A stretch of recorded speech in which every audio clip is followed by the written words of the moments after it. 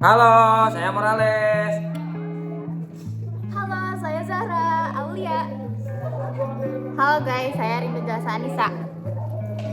Halo, saya Jaran Fadila. Halo, saya Tiara Primaulia. Halo, saya Pepita.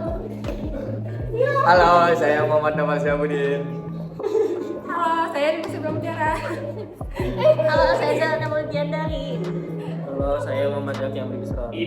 Saya Rizky Fadila. Assalamualaikum warahmatullahi wabarakatuh. Waalaikumsalam Kami warahmatullahi dari wabarakatuh. kelompok 3 akan mempresentasikan evaluasi efektivitas teknologi pengolahan limbah. Saya Jaran Fadila sebagai moderator.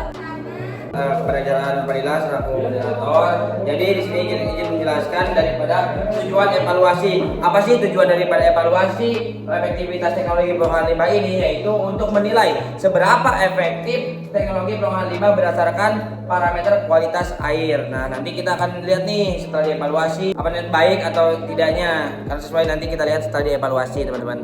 Mungkin selanjutnya dijelaskan oleh teman-teman saya. Next. Ini ada parameter evaluasi. Beberapa indikator utama yang digunakan.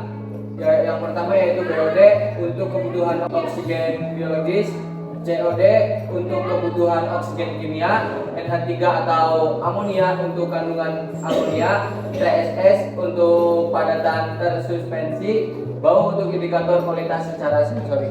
Lalu ada metode sampling yang pertama yaitu influent atau sebelum pengolahan, menggambarkan karakteristik awal limbah. Biasanya diambil dari saluran masuk instalasi pengolahan. Lalu yang kedua yaitu influent atau setelah pengolahan, yaitu menunjukkan kualitas limbah setelah diolah.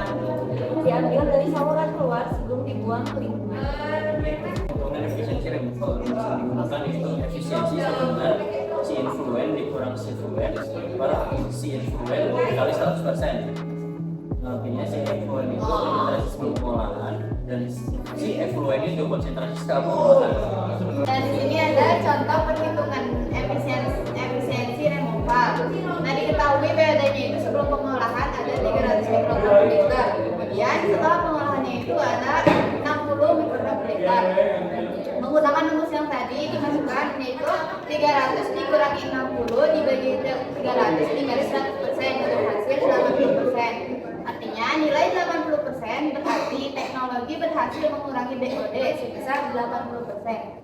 Berdasarkan tabel, ini termasuk efektif atau kategori tinggi dan cocok dengan performa biofilter atau constructed filter.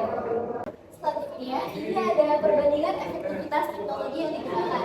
Untuk parameternya di sini ada BOD, COD, NH3, TSS, dan juga bau. Dan selanjutnya ada biofilter, konstruktor wetland, dan juga kolam limbah. Yang pertama untuk BOD atau biological oxygen demand, untuk biofilternya 80 sampai 90%.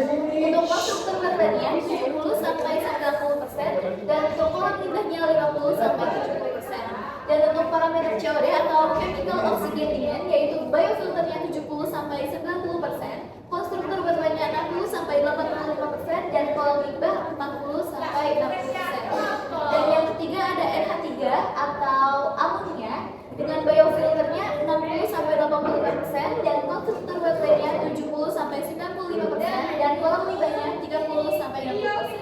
Baik, selanjutnya ada TSS untuk biofilternya 80 sampai 95% dan CW-nya 80 sampai 90% dan kolam limbah 40 sampai 60%. Dan untuk perbandingan yang terakhir yaitu ada bau untuk biofilternya sangat baik dan CW-nya baik dan untuk kolam limbahnya sedang.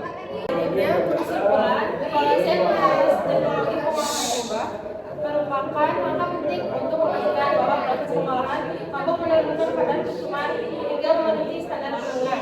Nilai ini dilakukan dengan membandingkan kualitas limbah sebelum influen dan sesudah pengolahan itu effluent menggunakan parameter utama seperti BOD, COD, NH3, TSS, dan bau. Kesimpulan kedua yaitu berdasarkan perbandingan. Yang pertama, biofilter umumnya memiliki efisiensi tinggi dan stabil pada hampir semua parameter, terutama dalam menurunkan BOD, COD, dan TSS, serta sangat efektif menghilangkan bau. Konstruksinya dibuatkan unggul dalam mengelola amonia NH3 dan cukup baik untuk parameter lain, dengan kelebihan tambahan berupa sistem yang ramah lingkungan dan kolam limbah memiliki efisiensi lebih rendah dibandingkan dua teknologi lainnya. Namun, tetap menjadi pilihan karena sederhana, biaya operasional rendah, dan mudah diterapkan. Namun demikian, tidak ada satu teknologi yang paling unggul untuk semua kondisi. Pemilihan teknologi yang tepat harus mempertimbangkan berbagai faktor antara lain karakteristik dan jenis limbah, target baku mutu yang ingin dicapai, ketersediaan lahan, biaya investasi dan operasional kondisi lingkungan sekitar. Dengan melakukan evaluasi yang tepat, teknologi pengelolaan limbah dapat dipilih secara optimal sehingga tidak hanya efektif secara teknis, tapi juga efisien secara ekonomi dan berkelanjutan bagi lingkungan. Sekian presentasi dari kelompok 3. Untuk nama-nama anggota akan dijelaskan di deskripsi. Terima kasih. Wassalamualaikum warahmatullahi wabarakatuh. Dadah. Nanti untuk poin PPT-nya kita simpan di deskripsi ya. Nanti bisa di-download oleh kalian, dan juga untuk pertanyaan nanti bisa langsung komen. Assalamualaikum.